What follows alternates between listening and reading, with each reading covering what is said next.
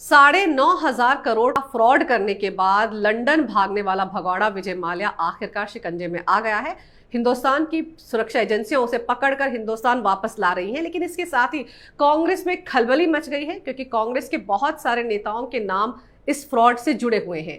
क्या है ये पूरा मामला, क्या कुछ हो सकता है, इसी पर चर्चा करने के लिए मेरे साथ स्टूडियो में कैपिटल टीवी के editor in chief doctor Manish मौजूद है। डॉक्टर मनीष, विजय माल्या स्वदेश आ रहा है, लेकिन बहुत से लोगों की सांसें आ जा रही हैं। स्वदेश नहीं आ रहा है, वो उसके लिए जो है जेल में जो व्यवस्था की जा रही है, और वापस तो माल्या आ रहा है, एक स्कैमस्टर आ रहा है वापस। लेकिन प्रॉब्लम कांग्रेस पार्टी को हो रही है, क्योंकि कांग्रेस पार्टी इस पूरे मसले में जिनके सबसे ईमानदार चेहरा जो अब तक के 10 साल जो है वो बेचते आए, मनमोहन सिंह सबसे ईमानदार प्रधानमंत्री, वो सीधे सीधे फंसने वाले हैं इसमें।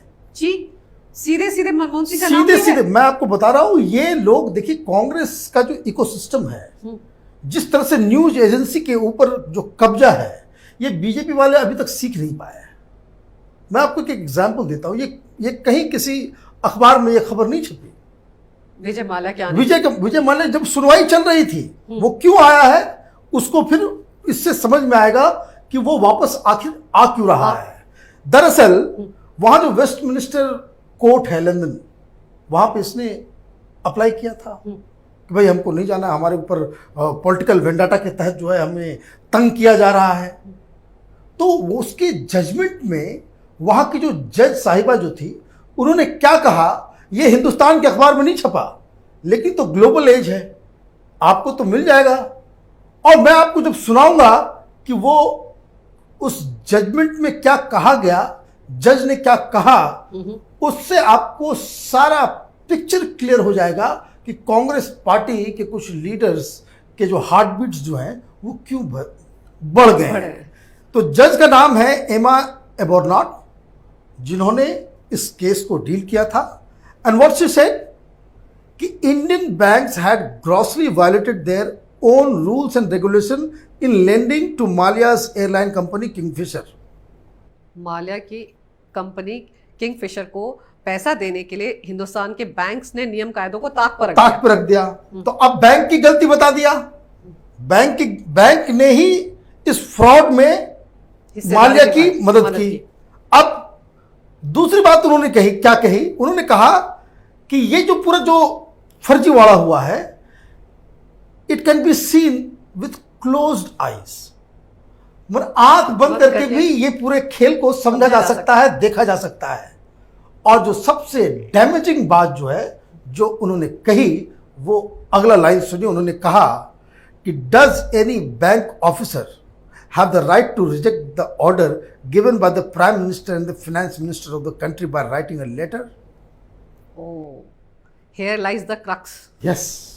कि जो फर्जीवाड़ा हुआ है, उसमें वहां के जो वेस्टमिनिस्टर कोर्ट की जो जज साहिबा हैं, वो ये कह रही हैं कि ये किसी बैंक अधिकारी की हिम्मत है कि वो प्रधानमंत्री और फाइनेंस मिनिस्टर की चिट्ठी को नकार सके।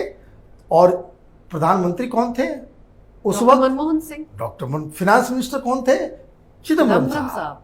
तो ये दोनों को तो वहां की कोर्ट ने पहले ही कटघरे में खड़ा कर दिया। अब सबसे देखिए शातिराना कांग्रेस, जो मैं कहता हूं, ये जो लेफ्ट लिबरल कबाल और ये जो मीडिया के ऊपर जो कांग्रेस पार्टी का जो इकोसिस्टम का जो कब्जा है, ये खबर कहीं नहीं छपी, कहीं नहीं।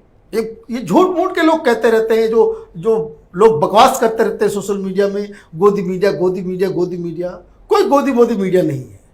इतनी बड़ी बात, एक देश के प्रधानमंत्री के ऊपर इतना बड़ा लांछन, वो भी विदेश की एक जज लगा रही है, लंदन के कोर्ट में लगाया जा रहा है, और उसके बारे में कोई चर्चा नहीं, कोई ट्वीट नहीं।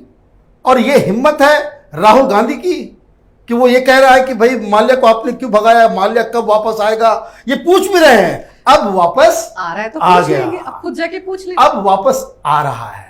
तो इसमें दो बातें, एक तो मैंने ये बताया, और मैं बताऊंगा कि इस जजमेंट के पीछे की दलील क्या है जी। लेकिन यहां एक बात और समझने की है कि एक तो वो वापस आ रहा है, वापस आने से पहले इसने क्या किया, इसने प्रधानमंत्री मोदी से ट्विटर के जरिए अपील की थी कि जितना भी पैसा है मैं आप सब ले दे लो, दूंगा, हाँ सब दे दूंगा। मैं सब कुछ दे दूंगा, मैं सब कुछ देने के लिए तैयार हूं। लेकिन प्रधानमंत्री और बीजेपी की सरकार इस बात को समझ रही है कि ये पैसे तो तुमको देना ही है, लेकिन इतना जो तुमने 3-4 साल 5 साल ये जो तमाशा आपने किया है उसकी भी तो कीमत उसकी चुकानी तो होगी। कीमत चुकानी पड़ेगी। और कीमत नहीं चुकाए, चूंकि ये तो एक फ्लैम्बॉयंट किस्म के एकदम लाइफस्टाइल जीने वाले आदमी हैं, तो ये उस जेल में जाने के डर से ये तो सारी बातें उगलने वाला है। और जब ये उगलेगा, जब ये बोलेगा, तो ये जो प्रधानमंत्री, पूर्व प्रधानमंत्री और फाइनेंस मिनिस्टर की और नींदें पूरी तोड़ेगी। कांग्रेस पार्टी की मिट्टी पलित हो जाएगी। और ये दो एलिमेंट, एक तो कोर्ट और दूसरा जो ये बोलेगा, जो ये खुला अपने को बचाने के लिए, कोई भी आदमी बचाएगा अपने को। अब तो तोता पिंजरे में आ गया तो बोलेगा ही। अच्छा, उसके सारे सबूत भी हैं। अब देखिए इसमें जो बातचीत, जो वहां की जज साहिबा ने जो कहा कि लेटर की बात है, तो अब उसका क्या मसला है। अब मैं आपको कुछ फैक्ट्स बता देता हूं जी।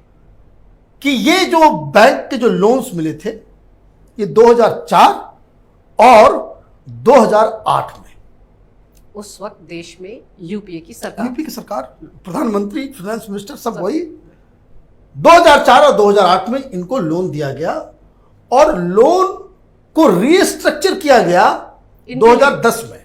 अच्छा, इनके रिक्वेस्ट पे। और मैं आपको एक बात और बता दूं, ये इनसे एक बार पूछा गया था प्रधानमंत्री मनमोहन सिंह से कि ये जो किंगफिशर जो फंस रहा है उस पर क्या आपकी राय है। तो प्रधानमंत्री, ईमानदार प्रधानमंत्री, ये जो गरीबों की जो बात करने वाले, मजदूरों के लिए छाती पीटने वाले कांग्रेस पार्टी के ये जो प्रधानमंत्री थे, इन्होंने बड़े ही बेशर्मी से कहा था कि किंगफिशर को तो मदद की जरूरत है और सरकार उनकी मदद करेगी।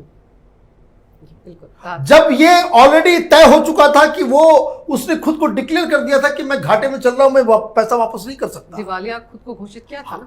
और ये प्रधानमंत्री बाकायदा किंगफिशर का नाम लेकर के आप बाकायदा ऐलान कर रहे थे कि आपको मदद दी जाएगी। अब ये इसके पीछे का राज क्या है? राज ये है कि विजय माल्या जब लोन वोन के लेकर की जो प्रॉब्लम चल रहा था, तो उन्होंने प्रधानमंत्री मनमोहन सिंह से मुलाकात की और वो डिटेल्ड है, उसका पूरा सबूत के साथ है। ये जो बीच में जो फर्जीवाड़ा राहुल गांधी कर रहे थे कि भागने से पहले अरुण जेटली से मुलाकात की, और वो कैसे मुलाकात की, तो पार्लियामेंट में किसी कोने में 5 मिनट तक ये दोनों बातचीत कर रहे थे। उसकी बकायदा फोटो भी दिखा रहे थे, है ना, कि 5 मिनट बातचीत कर रहे थे, उससे जो है अरुण जेटली ने भगा दिया। अब ये तो सबूत के साथ है। प्रधानमंत्री से मिलने का मतलब है कि वो ऐसे अपॉइंटमेंट लेकर के जाते हैं, बाकायदा मुलाकात होती है, सारा कुछ होता है। और जब वहां वो मुलाकात करते तो उन्होंने कहा कि आप फला फला ऑफिशियल से बातचीत कीजिए। प्रधानमंत्री ने कहा, मनमोहन सिंह ने कहा कि माल्या साहब को कि भाई आप जाकर के बात करो, वी विल सेटल दिस, इसको जो है हम लोग ठीक कर लेंगे। तो मनमोहन सिंह के निर्देश पे ही माल्या साहब, उनके सलाहकार टीके नायर, उनसे उन्होंने मुलाकात की और ये सारा कुछ रिस्ट्रक्चरिंग और इनको किस तरह से राहत दिया जाए उसकी पूरी तैयारी, पूरी प्लानिंग कांग्रेस कर चुकी थी, वो हो गई। और इसमें जो है बहुत सारे मंत्रालयों से उन्होंने बातचीत करके अपने पूरे लोन को, इस फर्जीवाड़ा को किस तरह से कवर अप करना है उसकी उन्होंने रूपरेखा तैयार कर लिया। और इस बीच माल्या ने मनमोहन सिंह को 2-2 चिट्ठियां लिखी। इस मुलाकात के बाद चिट्ठियां लिखी उसके इस दौरान में पूरा, क्योंकि उसका आपको रिस्ट्रक्चरिंग करने के दौरान मुलाकात तो आप कर लिए, क्या बातचीत हुई, कैसे क्या हुआ, उसको भी तो सरकार को, एजेंसी को प्रूव करना होगा। तो 2-2 ईमेल इन्होंने लिखी। मनमोहन सिंह को पहली चिट्ठी 4 अक्टूबर 2010, जब वो डिक्लेयर कर चुका था कि हम पैसे वापस नहीं कर सकते, तब उसने प्रधानमंत्री से एक गुजारिश की। और दूसरी चिट्ठी 22 नवंबर 2011 को। अच्छा, ये दोनों ईमेल है और ये दोनों ईमेल जो है बाकायदा डॉक्यूमेंटेड है।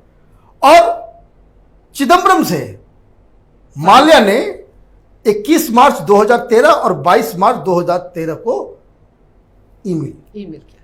तो कहने का मतलब 4 ईमेल 2 प्रधानमंत्री जो उस वक्त के थे और 2 finance वित्त में मंत्री, से। 2 वित्त मंत्री, और इन लोगों को, और ये सारा जो चिट्ठी का जो रूपरेखा है, ये जिसके अंदर जो कंटेंट है और किस तरीके से बैंक अधिकारियों को और सारी चीजों को फेवर दिया गया, सब लिखा है। वो सारा कुछ लिखा हुआ। और इसी के आधार पे जो वेस्टमिनिस्टर कोर्ट लंदन की जो जज साहिबा कह रही है कि आंख बंद करके भी ये पूरा जो फर्जीवाड़ा का जो खेल है वो समझ में आ सकता है। और ये जो और मैं आपको बात और बता दूं, ऑलरेडी इसकी कंपनी किंगफिशर कंपनी की रेटिंग उस तरह की नहीं थी कि आप इस तरह से आप लोन ले सकते, है ना। बिल्कुल इंटरनेशनल स्टैंडर्ड के हिसाब से आपकी कंपनी की कुछ से भी हो। कूलर खरीदने आदमी जाता है तो उसका देखा जाता है कि भाई उसका क्या, उसका बैकग्राउंड रहा है, तो वो उस क्राइटेरिया को वो फुलफिल नहीं करने के बावजूद ये सारे दिए गए, और उसके बाद वो हिंदुस्तान छोड़ के भाग जाता है। और अब जब वापस आ रहा है तो ये सारी चीजें, ये सारे सबूत, ये सारे चीज इस बात को तय करेंगे कि किस तरीके से ये जो छाती पीट रहे हैं कि भाई लोग पैसे लेकर के भाग गए, ये नीरव मोदी को पकड़ के लाओ, चौकसी को पकड़ के लाओ, तो ये इस हिसाब से ये जो कदम लिया जा रहा है। मैं वही जानना चाह रही हूँ आपको कि जिस तरह का सिस्टम रहा है, कहा जाता है यूके से एक्स्ट्राडिशन नहीं हो पाती है, इसीलिए इतना ज्यादा वक्त लग गया है।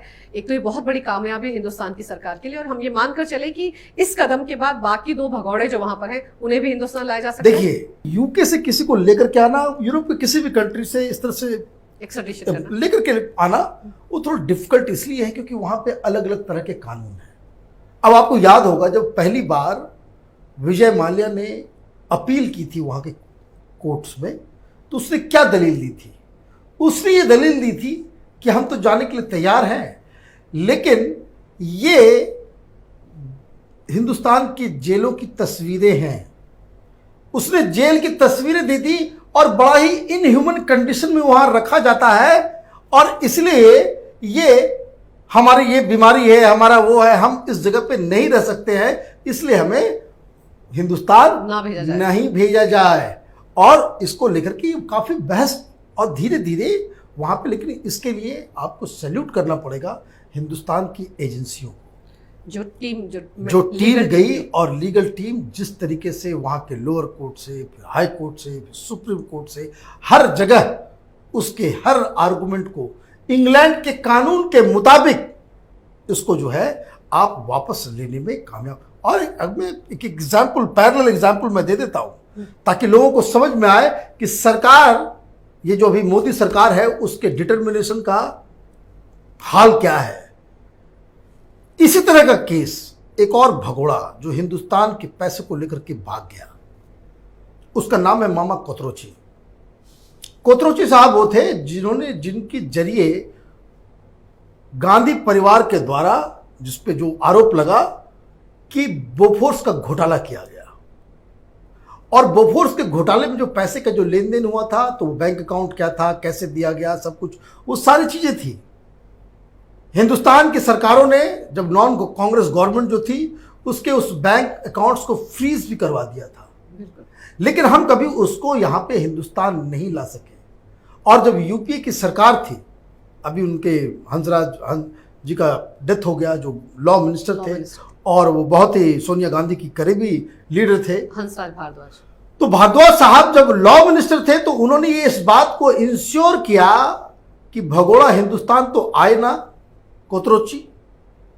और तो और इन्होंने जो उनके जो बैंक अकाउंट जो फ्रीज पड़े थे, फ्रीज कर दिए, उसको जो है खुलवा दिया। तो एक तो बेईमानी और चोरी और जो घोटालेबाजी का जो दस्तूर, जो नीति में जिनके है, वो एक सरकार चलाने का तरीका अलग था। ये बताता है कि किस तरीके से आप एक डिटर्मिनेशन के साथ आप आगे बढ़ रहे हैं। मैं आपको एक और बता दूं, एक खुशखबरी दे दूं मैं आपको जी, कि ये माल्या तो आ ही रहा है, कुछ ही महीनों में नीरव मोदी और चौकसी भी हिंदुस्तान के अंदर होगा।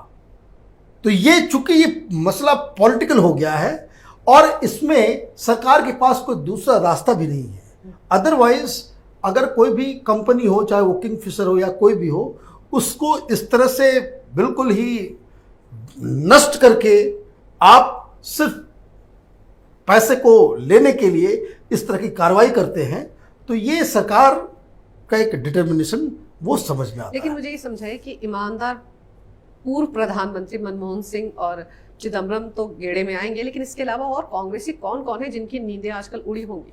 देखिए, जब माल्या मुंह खोलेगा तो बहुत सारे राज बताएगा।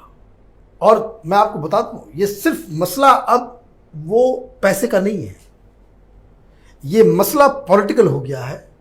तो जो पॉलिटिक्स में जो जो चीजें इन्फ्लुएंस करती हैं, वो सारी बातें माल्या अपनी जुबान से बोलेगा।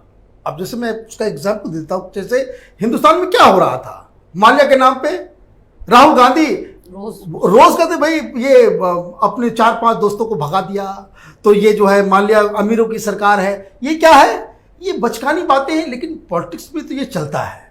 विपक्ष इस तरह के आरोप लगाएगा, उसका अधिकार है, लेकिन जब आपको तो जवाब भी तो उसी लैंग्वेज में देना होगा। तो माल्या साहब से यही पूछा जाएगा कि भाई ये बताओ कि कांग्रेस के वो कौन कौन से लीडर्स थे जो तुम्हारे वो जो कैलेंडर, रंगीन कैलेंडर बनाते थे, उसकी पार्टीज में आया करते थे। उनसे ये भी पूछा जाएगा कि ये जो तुम आईपीएल के अंदर जो टीम आपने खरीदी थी, तो उसमें किस किस कांग्रेसी लीडर का पैसा लगा हुआ था।